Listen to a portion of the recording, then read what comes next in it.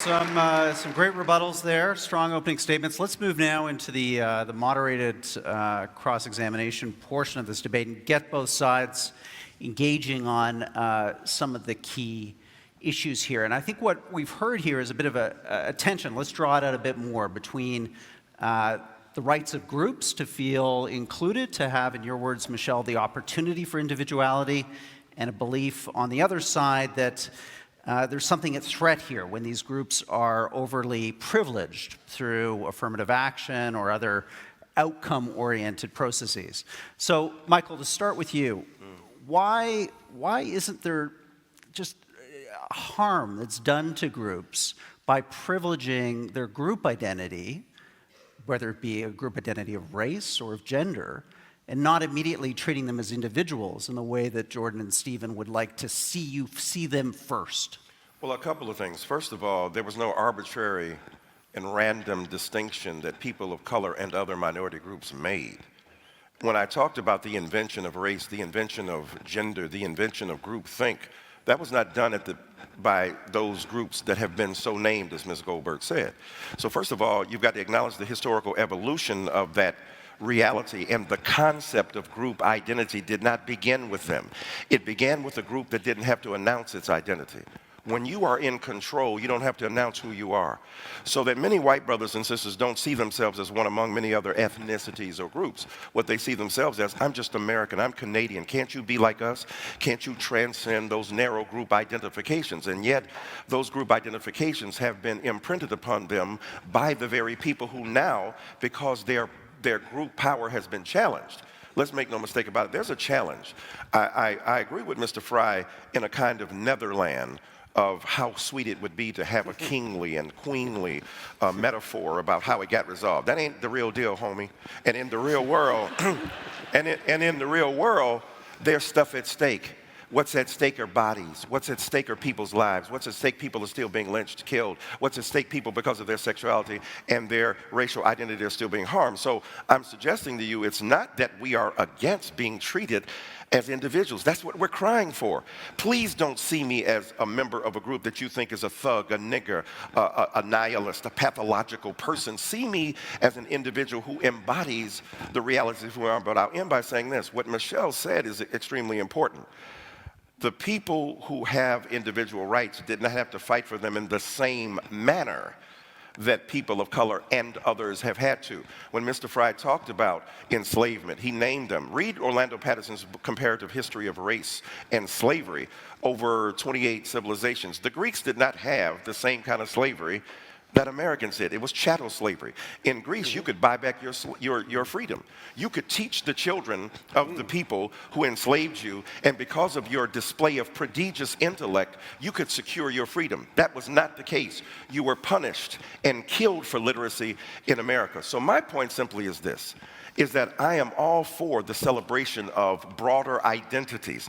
And I think that often those who are minorities and others are not celebrated for the degree that we are. I'll end by saying this. In America, we have the Confederate flag. I don't know if y'all are familiar with that. We have a Confederate flag. We have white guys, mostly, in the South, but others as well, flying those Confederate flags that are part of the South that refused to cede its legitimate conquest at the hands of the North. There has been a politics of resentment. You talk about politics of identity, wearing that flag, not the American flag. They are not American. They are celebrating a secession, a move away from America. And a man named Colin Kaepernick, who is a football player, saying, I want to bring beauty to that flag, has been denied opportunity. So we have to really set the terms of debate in order before we proceed. Thank you, madam. Good point. Jordan, let's have you jump in on this idea of what you see as the pernicious danger of groupthink when it comes to ethnicity, when it comes to gender. Why do you think that's one of the primal sins, in your view, of quote, political correctness?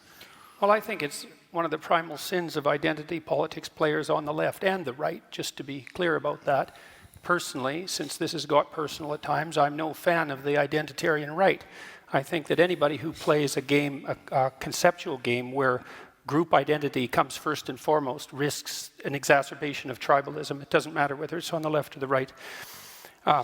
with regards to the idea of group rights, well, there's a fundamental, and this is something we've fallen into terribly in Canada, not least because we had to contend with the threat of Quebec separatism. But the idea of group rights is extraordinarily problematic because the obverse of the coin of individual rights is individual responsibilities. And you can hold an individual responsible, and an individual can be responsible. And so that's partly why individuals have rights. But groups, how do you hold a group responsible? I mean, the whole idea is it's not a good idea to hold a group responsible. First of all, it flies in the face of the idea of the sort of justice systems that we've laid out in the West that are essentially predicated first on the assumption of individual innocence, but also on the possibility of individual guilt, not group guilt. We saw what happened in the 20th century many, many times when the idea of group guilt was enabled to get a foothold, let's say, in the polity and in the justice system. It was absolutely catastrophic. And so, okay, fine, group rights. Well, how are you going to contend with the alternative to that, the opposite of that? Or where's the group responsibility? And how are you going to hold your groups responsible? Well, we don't have to talk about that because we're too concerned with rectifying historical injustices, hypothetical and otherwise. And that's certainly not to say that there weren't any shortage of absolutely catastrophic historical injustices. That's not the point. The point is how you view the situation at the most fundamental level. And group rights are an absolute catastrophe, in my opinion. Come on, Michelle, come in on that point. This is something you've written about. The idea that, in identity politics, the identity of the group is absolutely a valid part of the discourse, and individuals could and should be seen and participate in groups as they enter into the civic space. I'm not sure that we necessarily have to analogize from the opposite of individual rights is individual responsibility. I'm not sure that analogy necessarily holds for the groups. I mean, in the United States, and one of the things that I think is complicated about this discussion is that we're talking about three very different cultural contexts, three different histories, three different kind of legal regimes. But in the United States, a huge part of our politics has been groups struggling for rights for their individual members, right? I mean, so women in the United States, seeking the right to reproductive control of their body. African Americans in the United States seeking redress from police brutality or discrimination or simply the kind of tendency in America of white people to call the police whenever they see an African American in a place where they don't think that they're supposed to be. And I don't see how you can contend with any of those social problems if you see society as just an ocean of atomized individuals. And I don't think there's anything pernicious about people banding together on the basis of their common identity to seek redress for discrimination and exclusion. I mean, I think that is everything that's best about our democracy. That is the definition of progress. And so, again, I keep stumbling with the idea that this is somehow tyrannical or that way lies Stalinism. And a lot of times people who are opposed to political correctness talk about the concept of category creep, or category creep, which is a concept that was originated by, I believe, an Australian academic, and it's basically the kind of a failure to draw distinctions, right? So that you kind of can't see the difference between, say, a KKK Grand Wizard and a conservative like, say, Ben Shapiro, or, that you kind of see everybody to your right as, fascist, sexist, totalitarian, intolerable. And I think that is a real thing that happens in part because, undergraduates often think in broad and slightly overwrought categories. I know I did when I was a kid. Maybe still do, but But I hear a lot of category creep in, again, the argument against political correctness or against seeking group redress, the idea that kind of that way lies dehumanization, or, you know, that you're kind of 1 minute you're asking. Let's have Stephen come in on this, because Okay. it's part of your opening remarks. You're a category creep, Stephen. Can you respond to that? It's a nice. I'm still very lost about why we aren't talking about political correctness. We're talking about politics, and that's fine. And I share, I share exactly what you think about it. I'm not an enemy of identity politics per se. I can obviously see where it goes wrong and where it's annoying. Let's be empirical about this. How well is it working for you in America at the moment? Well, not well at all. Really isn't. Right. You can answer me in a moment. The reason that Trump and Brexit in Britain and all kinds of nativists all over Europe are succeeding is not the triumph of the right, it's the catastrophic failure of the left. It's our fault. We absolutely... My point is not that I've turned to the right or anything like that, or that I'm nice and fluffy and want everybody to be decent. I'm saying, fuck political correctness. Resist. Fight. If you have a point of view, fight it in the proper manner, using democracy as it should be, not channels of education, not language. You know, it's so silly.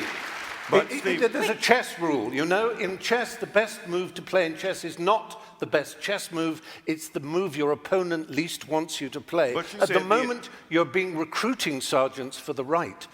By annoying and upsetting, and instead of fighting, either fighting or persuading. But political correctness is a middle course that simply doesn't work. Well, first That's of all, my point. you said be empirical. Now, empirical, as far as I know, the word means that which can be verified or falsified through the census. Exactly. So if we look at it in an objective way, the reality is that people don't have equal access to the means to articulate the very moment you're talking about. I'm talking about the empirical results of this political attitude. I understand that, but my point is simply this. I'm suggesting to you that people use the weapons at hand. Now, it was Abraham Joshua Heschel, the rabbi, who said, everybody's not guilty, but everybody's responsible. Right? That's a distinction there. Everybody clearly is not guilty, but what's interesting, look at the flip side. If you have benefited from 300 years of holding people in servitude, thinking that you did it all on your own. Why can't these people work harder? Let me see, for 300 years, you ain't had no job. So the reality is, for 300 years, you hold people in the bands. You hold them in subordination. You refuse to give them rights. Then all of a sudden, you free them and say you're now individuals. Not having the skills, not having the skills. I'm talking about America, first of all. I'm talking about American society, first of all. I'm talking about the Northern Hemisphere. I'm talking about every society where enslavement has existed, but I'm speaking specifically of the repudiation of individual rights among people of color in America who were denied the opportunity to be individuals. So I obviously and ideally, and I think Michelle Goldberg does too, agree with the emphasis on individuals. What we're saying to you is that we have not been permitted to be individuals. We have not been permitted to exercise our individual autonomy and authority, and the refusal to do so, to recognize me as an individual, means when you roll up on me and I'm a 12-year-old boy in a park and you shoot first, in ways you do to black kids that you don't do to white kids, you are not treating that person as an individual. If we're living in a society where women are subject to aberrant forms of horrid, patriarchal, sexist, and misogynist behavior, you are not acknowledging the centrality of the individuality of women. You are treating them according to a group dynamic. And if we get beyond the ability of people on the right to understand the degree to which they have operated from the basis of benefit from group identity without having said, I'll end by saying this. The great American philosopher Beyonce Knowles said that it has been said that racism is so American that if you challenge racism, you look like you're challenging America. We are challenging inequality. We are challenging the refusal to see me as an individual. When we overcome that, have at it, we're all on equal plane. I think it's fine. This is good. The pot is getting stirred here. So I've got a couple of questions. So let's your side spoke, so I'm going to go to Jordan, then to you, Let's Michelle. assume for a moment that I've benefited from my white privilege. Okay, so let's assume that. That's fine. Assumption. That's what you would say. So, so let's say, here, let's get precise about this, okay? Was that very individual of you? Let's get precise about this. Okay. Let's get precise. To what degree is my present level of attainment or achievement a consequence of my white privilege? And I don't mean sort of. I mean, do you mean 5%? Do you mean 15%? Do you mean 25%? Do you mean 75%? And what do you propose I do about it? How about a tax? How about a tax that's like specialized for me so that I can account for my damn privilege, so that I can stop hearing about it? Now, let's get precise about one other thing, okay? We'll get precise about one other thing. Now, Precise. yeah, precise, yes. And so, if we can agree, and we haven't, that the left can go too far, which it clearly can, then how would my worthy opponents precisely define when the left that they stand for has gone too far? You didn't like equity, equality of outcome. I think that's a great marker. But if you have a better suggestion and won't sidestep the question, so let's figure out how I can dispense with my white privilege, and so that you can tell me when the left has gone too far, since they clearly can. And that's what this debate is about political correctness. It's about the left going too far. And I think it's gone too far in many ways. And I'd like to figure out exactly how and when, so the reasonable left could make its ascendance again and we could quit all this nonsense. Okay, Michelle, go for it. Do you mind if I answer, Stephen? I will answer you, but I just want to answer Stephen Fife first, because you talked about, this is how we got Trump, and this is the failure of the left. And so I'm a journalist. I went to a ton of Trump rallies during the campaign in different parts of the country, and you're right. Everywhere I went, I heard complaints about political correctness. Far more than I heard complaints about, say, NAFTA. But when you asked people what they meant by political correctness, they called a woman they worked with girl, and she got mad at them. And they could, you couldn't in public wonder aloud whether the president of the United States was really a Muslim. They didn't like that they couldn't make gay jokes anymore. And so on the one hand, you're right, and I've written about this. I think that when you try to, that when people have these prejudices and you try to suppress them, it can create a kind of dangerous counter-reaction. But I also think that, what they were reacting to, again, to go back to the title of this debate, what they called political correctness, the fact that they had to have this urbane black president who they felt talked down to them, which is really what they meant. I don't see a way around that, because that is, like I said, that's progress.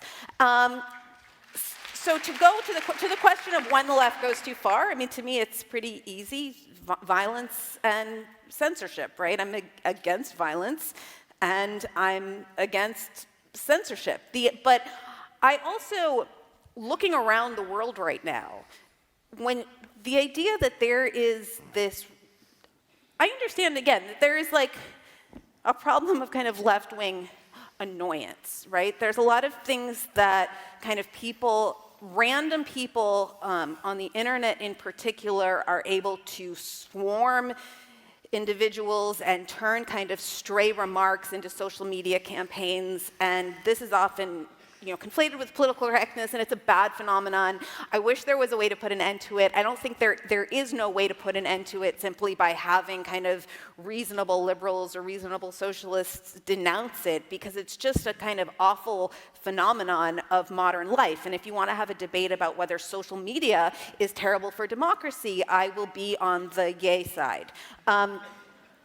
But right now, where I really disagree, there's a couple places I really disagree. Pick one, and then I'm going to go to Michael. But the idea that the radical left poses a greater threat than the radical right, when you see actual fascism ascendant all over the world, strikes me as something that you can literally only believe if you spend your life on college campuses. Mm-hmm. So, Mike, I want to come to you on those, great, Michelle, on Jordan's point about how does he, in a sense, get an equal voice in this debate back if it is implied that his participation brings with it this baggage of white privilege that doesn't allow him to see clearly the issues that are before us. But that is to be complicit in the very problem itself terminologically. You're beginning at a point that's already productive and controversial. You're saying, how can he get his equality back? Who are you talking about? Jordan Peterson, trending #1 on Twitter? Jordan Peterson with an international... International bestseller. I want him to tweet something out about me in my book. Jordan Peterson, right? This is what I'm saying to you. Why the rage, bruh? You're doing well, but you're a mean, mad white man. And you're going to get us right. And I have never seen so much wine and snowflaking. There's enough wine in here to start a vineyard.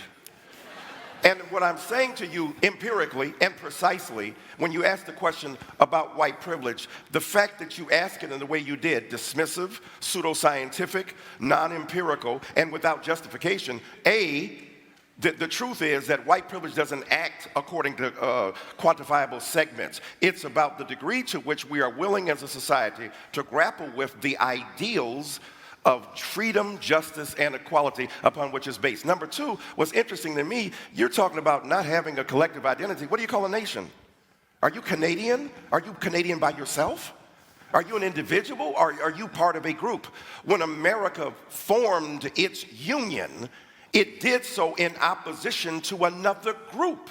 So the reality is that those who are part of group identities in politics deny the legitimacy and validity of those groups and the fact that they have been created thusly, and then have resentment against others. All I'm asking for is the opportunity. The quotation you talk about, the difference between equality of outcome and equality of opportunity, that's a staid and retried argument, hackneyed phrase, derived from the halcyon days of the debate over affirmative action. Are you looking for outcomes that can be determined equally, or are you looking for opportunity? If you free a person after a whole long time of oppression and say now you are free to survive, if you have no skills, if you have no quantifiable means of existence, what you have done is liberated them into oppression. And all I'm suggesting to you, Lyndon Baines Johnson, one of our great presidents, said, if you start a man in a race 100 years behind, it is awfully difficult to catch up. So I don't think Jordan Peterson is suffering from anything except an exaggerated sense of entitlement and resentment, and his own privilege is invisible to him, and it's manifest with lethal intensity and ferocity right here on stage. Jordan, I'm going to have to let you respond to that if you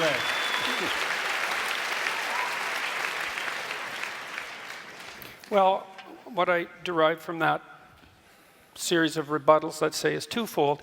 The first is that saying that the radical left goes too far when they engage in violence is not a sufficient response by any stretch of the imagination, because there are sets of ideas in radical leftist thinking that led to the catastrophes of the 20th century, and that was at the level of idea, not at the level of violent action. It's a very straightforward thing to say you're against violence. It's like being against poverty. It's like, generically speaking, decent people are against poverty and violence. It doesn't address the issue in the least.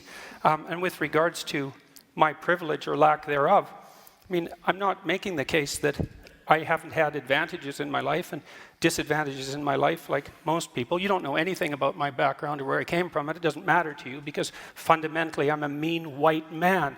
That's a hell of a thing to say in a debate.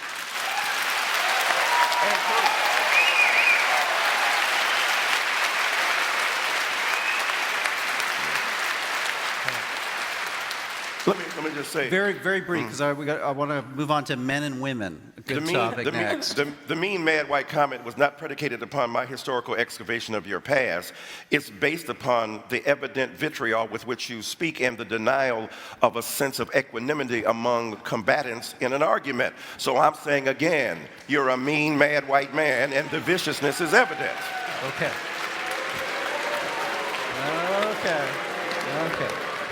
Let's reset.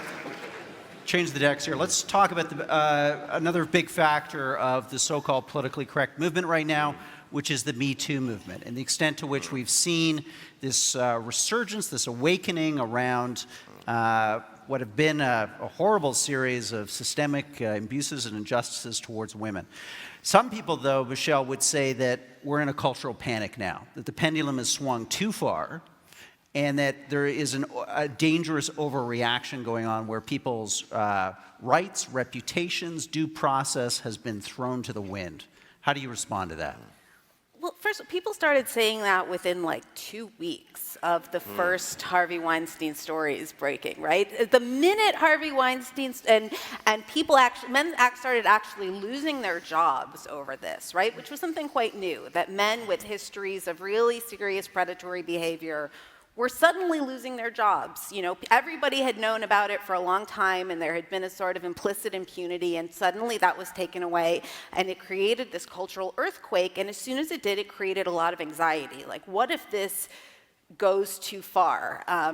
You know, I mean, the Me Too movement was only a couple of months old when my newspaper started running columns from people saying, why can't I criticize Me Too, which they were doing in my newspaper. So on the one hand, yes, of course, is due process important? Obviously. I think that when you look at who has actually lost their jobs, who's actually lost their livelihoods, I mean, look around. It's people, it's not people in general on a McCarthyist rumor. It's people who took their dicks out at work. It's people who, it's people who there was, tens of millions of dollars of settlements, and they lost their job for 4 months, and now they're staging comebacks. You know, Bill O'Reilly is about to get a TV show on a new network. So the idea that, again, this idea that kind of like men everywhere feel like they can't talk anymore, and everybody's walking on eggshells, and I don't know, maybe that's true in your offices. It's not true where I live, and the Me Too movement has been particularly active in media.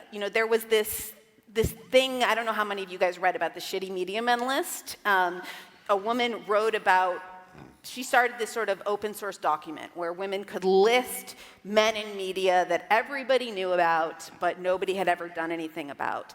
And it very quickly went public, and there was something sort of disturbing in it, right? You don't like these anonymous accusations floating around.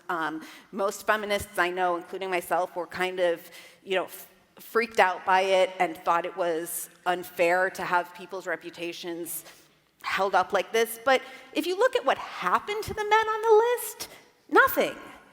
They still have their jobs. I know men on that list. I work with men on that list. The people have only, by and large, as far as I can think, in media, the people who have lost their jobs and lost their careers, it's been for extremely serious misbehavior documented by multiple women who had corroborating witnesses. And so, again, I understand this anxiety that relations between men and women are changing. Of course, that causes a lot of cultural anxiety.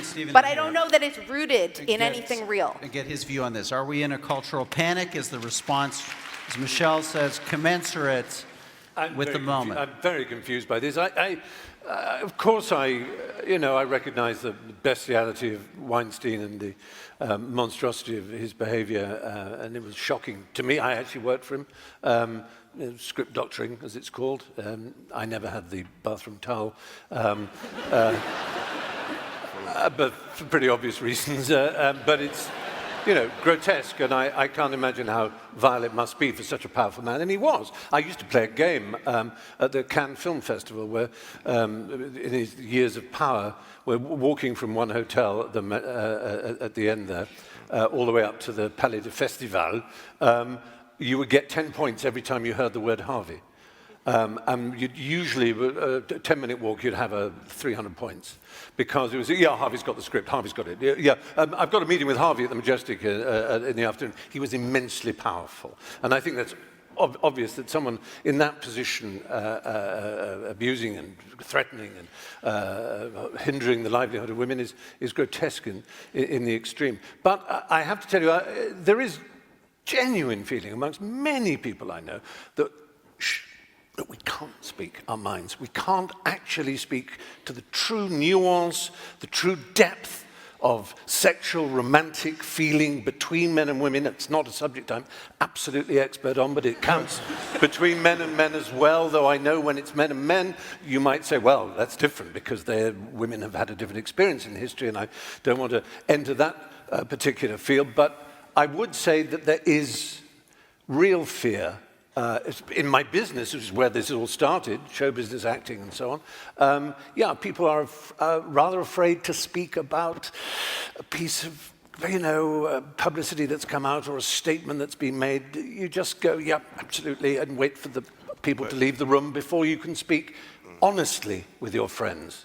And I've never experienced that in my entire 60 years on this planet. This feeling that, and I'm not characterizing feminists as in East German, but it's like that, the Stasi are listening. You better be careful, they're listening. And that's a genuine feeling. I'm saying that with my hand on my heart. I'm not saying it to make a point other than the fact that it's true and it's worrying. But the sexual misadventures and horror experience is worrying too. So there are two worries, and they're not solved. Let's bring Jordan in on this, because you've written and commented about a lot. But Stephen, thank you for that. Well, I think I'm going to point out two things again. The first is that my question about when the left goes too far still hasn't been answered. And then the second thing I'm going to point out is that, it's conceivable that I am a mean man. Maybe I'm meaner than some people and not as mean as others. I think that's probably more the case.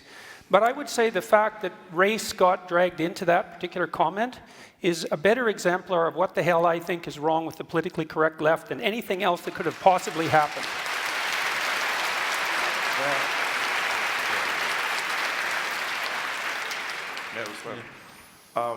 Imagine the hurt, the anxiety, the insult that you might genuinely feel, according to what I felt was an appropriate comment of description at the moment of its expression. But imagine now those hurt feelings and not hurt. Okay, you feel great. You feel great about it. That's really different. I'm not a victim. I'm not hurt. I'm appalled. You're not hurt. Okay, you wouldn't be a victim. So what's interesting is that whatever non-traditional feelings of empathy you endure at this particular point, the point is, imagine then the horrors that so many others have had to put up with for so long when they are refused to acknowledge their humanity. Now, I take your point seriously. So your group let me finish. Let me finish, though. Let me finish. To me. Let me finish, sir. That figures. You're not my inquisitioner, okay? What I'm saying to you is that when you said you were upset that I added the element of race there, right? When I said mean, mad, white man. Well, what's interesting is that you may have felt that you were being ascribed a group identity to which you do not subscribe. You may have felt that you were being unfairly judged according to your particular race. You may have felt that your individual identity was being besmirched by my rather careless characterization of you, all of which qualifies for a legitimate response to me, but also the point we've been trying to make about the refusal to see our individual existence as women, as people of color, as First Nation people, and the like. My point simply has been, the reason I talked about race in that particular characterization, because there's a particular way in which I have come to a city. I don't know if there are a lot of black people out here, not sure, but I constantly come to places and spaces that are not my natural habitat, other than intellectual engagement and the love and the fury of rhetorical engagement, yes. But I often go into hostile spaces where people will not vote in favor for my particular viewpoint because I'm interested as an individual of breaking down barriers so that people can understand just how complicated it is. So what I'm saying to you is that I would invite you, in terms of the surrender of your privilege, to give you a specific response. Come with me to a Black Baptist church. Come with me to a historically black college. Come to me to an indigenous or First Nations community where we're able to engage in some of the lovely conversation, but also to listen and hear. And when I added race to that, I was talking about the historically evinced inability to acknowledge others' pains equally to the one that they are presently enduring. So, as a human being, I love you as my brother, but I stand by my comment. Well, I've seen the sorts of things that you're talking about. I happen to be an honorary member of an indigenous family, so don't tell me about what I should go see with regards to oppression. You don't know anything about me. You asked me a question, I gave you a response. Yeah. You gave me a generic response, a It's not generic It's tailored race-based towards response. you. Jordan Peterson, I would like for you to come with me, Michael Eric Dyson, to a Black Baptist church. You been to one of those? I would be happy to do that, by the way. Okay, all right, I'm gonna hook you up. Okay, All right. good. We'll make sure that happens. One more quick round, and then we're going to go to closing statements. And Stephen Fry, I want to get your response to why, a generation from now, looking back on this debate, we're not going to see this, quote, so-called politically correct movement in the same way, let's say, that we now understand the positive contributions of the civil rights movement. That was a movement that advanced a series of ideas about human dignity to people who previously didn't have that dignity. We're now having another debate, another social debate about different groups and communities we're trying to convey a sense of new dignity to them. Why won't this be, in a sense, looked back upon as something positive a generation from now? I think people will look back on this debate and wonder why political correctness wasn't discussed.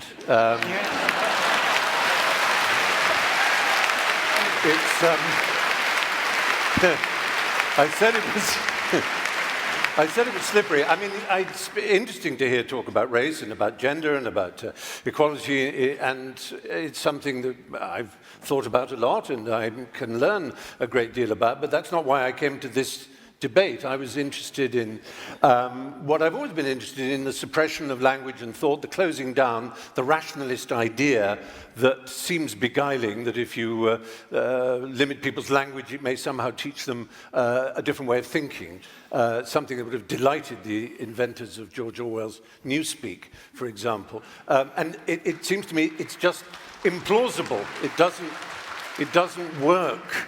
And that's what I mean by empirical. It doesn't stand an empirical test. It isn't experientially validated, as we see from the political landscape now, and I worry that we may in the future. So I'm sort of disappointed that the subject has just revolved around academia, which was predictable, because that's the sort of crucible in which these elements are mixed.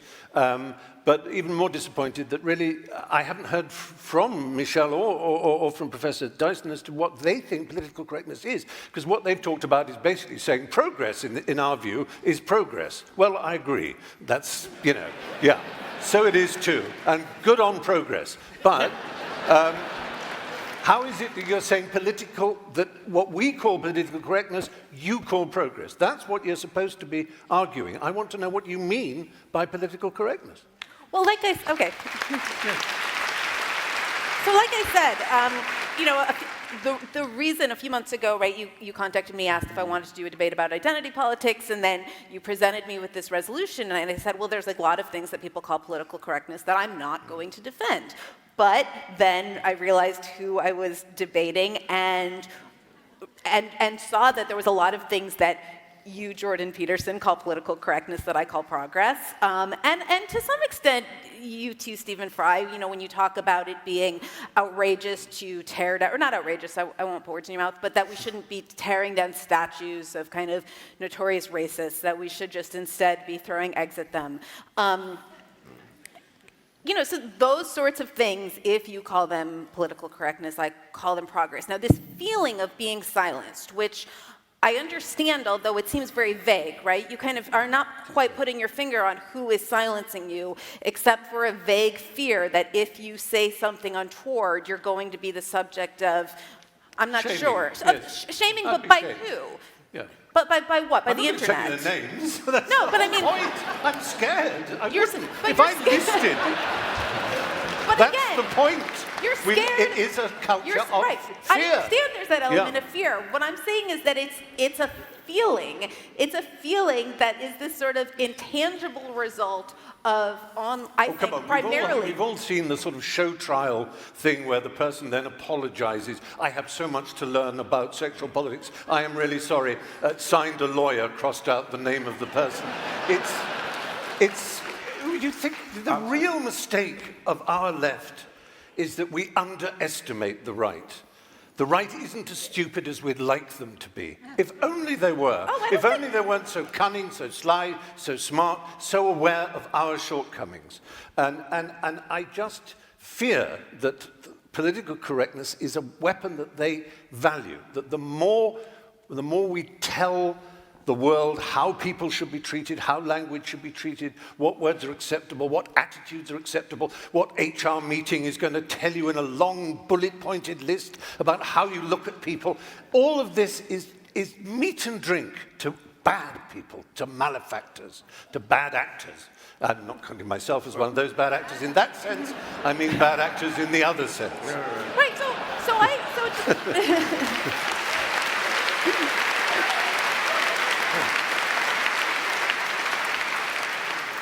so there are, like I said, there are a lot of ways in which I agree with you, although I would like to hear, I mean, to turn it back on you, I would like to hear you say, you know, what are the words that have fallen into disrepute that you think we should be resurrecting, right? I mean, to me, this is this area of like hotly contested social change right now, where a lot of people feel it's about words that have gone into disuse. It's very often phrases, jargonistic slogans, heteronormative, cisgendered, those kind of things. They're just an insult. You know, imagine you're a young student arriving at university and someone's bombarding you with this preposterous hermeneutical nonsense from misread textbooks, misread Foucault, if I may say, and misread Derrida, and so on. Because I was at Cambridge, England, doing English literature. We had our French phase, and there's value in that.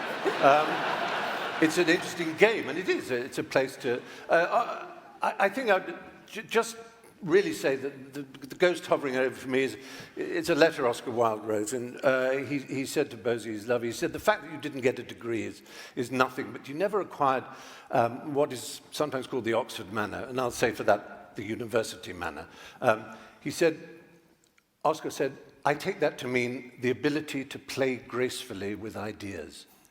I think that's disappearing from our culture, and I think it's a terrible thing. Let's go to Mike and Michelle.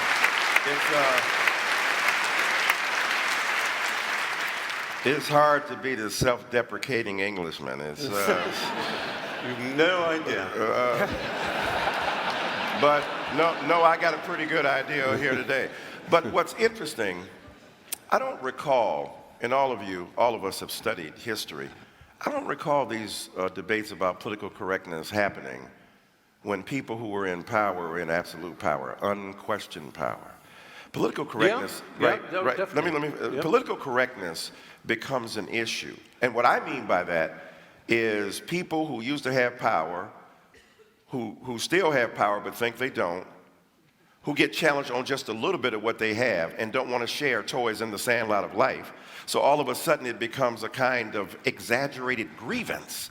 Now, the things you named, the bullet points and the cisgender and the heteronormativity and the heteropatriarchy and the capitalist resurgence and the insurrection of subjugated knowledges, to give Foucault some more love, or the Derridian deconstruction, all that stuff.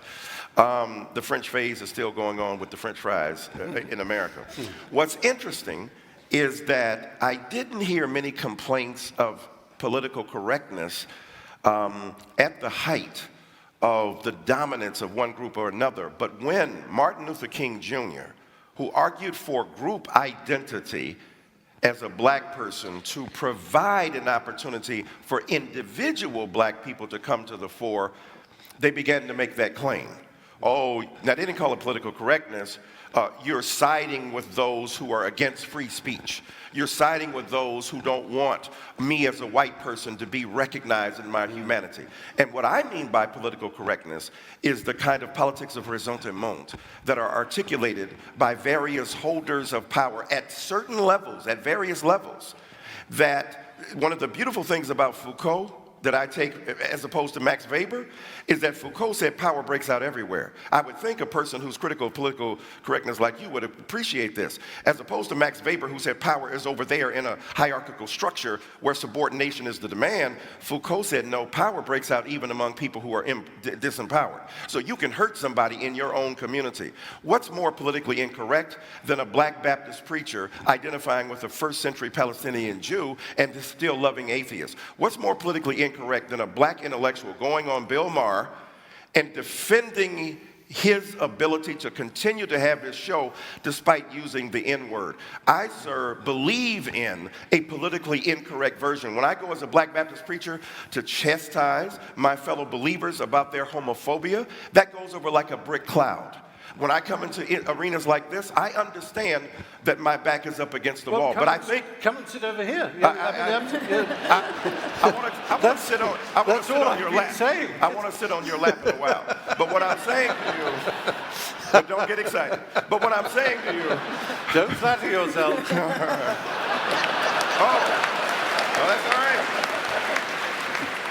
I see how you've been looking at me. So what's interesting is that when we look at the way in which we as societies, in a free Canadian society and a free American society, when I look at what is seen as political correctness, it to me has been a mass of jumble that has been carved together out of the politics of resentment that powers once held no longer are held. Freedoms once exercised absolutely must now be shared. So I am in agreement with both of my gentlemen to my right who believe that political correctness has been a scourge, but not necessarily the way you think so. I think it's been a scourge because those who have been the deployers of power and the beneficiaries of privilege have failed to recognize their particular way. And at the end of the day, I think that those of us who are free citizens of this country and of America should figure out ways to respect the humanity of the other, to respect the individual existence of the other, but also respect the fact that there have been barriers placed upon particular groups that have prevented them from flourishing. That's all I mean by political correctness. Okay, well said. I'm going to give, before we go to closing statements, the final words on this topic to Michelle and then you, Jordan. So I think part of the frustration here is that I think that both of you have radically different ideas of what we're talking about when we talk about political correctness. It seems to me that you're talking about politically correctness. You mean this kind of feeling of anxiety that a lot of people feel because we all live now in this terrible crowdsourced panopticon when you worry that any stray phrase that you use any stray phrase you utter might be used to defame you, right? And I think that a lot of people feel that anxiety. I disagree that that is something that is being solely kind of perpetrated against, insouciant kind of Oscar Wildean figures by a censorious left-wing horde, because it's coming from all directions, right? This phenomenon, which sucks, is all over the place. I mean, I get it when I write something critical of the way that the IDF behaved in Gaza. It's coming at everyone, and I think that there's a way in which when it comes at a certain sort of figure and there's a certain set of complaints, and you feel unjustly criticized and you feel silenced, which again I think is really different than being silenced. You call it political correctness, and I would like the culture also to be more, freewheeling. I think one solution, you're not going to kind of get the left to they can't kind of put an end to this because it is much more of a mob social media phenomenon than it is kind of some diktat coming up from on high. And so really the only way to break through it is to say what you say that you're afraid to say, right? I mean, that's the only way to sort of pop this bubble or kind of end this anxiety, or at least diffuse it a little bit. Whereas, again, what I hear Mr. Peterson talking about as political correctness is something much more broad and much more much more fundamental to social change. And you're talking about, you want me to define, or one of us to talk about when the left goes too far. And if I certainly don't want to be a woman putting words in your mouth, but if I hear you correctly, what you're saying is that you want me to kind of renounce Marxist categories, or to... It's up to you. Well, I just want you to do it. I want you to define when the left goes too far. You can do it any way you want. Like I said, I think that the left goes too far when it is violent or censorious, when it tries to shut people down or no platform them, or when it acts violently. I'm not sure what you expect Something beyond deeper. that. Something deeper, how? Yeah. Well, I'd like you to contend with the set of left-wing ideas that produced all the left-wing pathologies of the 20th century, and to define how you think standard left-wing thinking, which has a valuable place, goes too far, since it obviously does. Has the right gone too far? Has the right gone too far? Of course the right How? has gone Tell too us far. how. Well, how about Auschwitz? I mean, Well, I was talking about 20th is that the century right? politics. What else? More recently, what has gone wrong with the right? Look, I don't like identity politics players at all. I don't care whether they're on the left or the right. I've been lecturing about right-wing extremism for 30 years. I'm no fan of the right, despite the fact that the left would like to paint me that way because it's more convenient How has the for right them. gone too far recently? Well, where? It's threatening to go too far in identitarian Europe, that's for sure. It's gone too far in Charlottesville. It went too far in Norway. Like, how long a list do you want? And why am I required to produce that? To show you that I don't like the identitarian us, right? I just thought I'd ask you. I was actually asking you a question. So your assumption is somehow that I must be on the side of the right. It's like, look, the right hasn't occupied the humanities and the social sciences. It's as simple as that for me. If they had, I'd be objecting to them. Say that again. I didn't hear that. The right has not occupied the social sciences and the humanities. And the left clearly has. The statistical evidence for that is overwhelming. Sir, what about IQ testing in terms of genetic inheritance? Sorry, we're here to talk about political correctness, and we've done a damn poor job of it. I see. I gave you an example. Okay, now you can't answer it. let's all then redeem ourselves with our closing statements.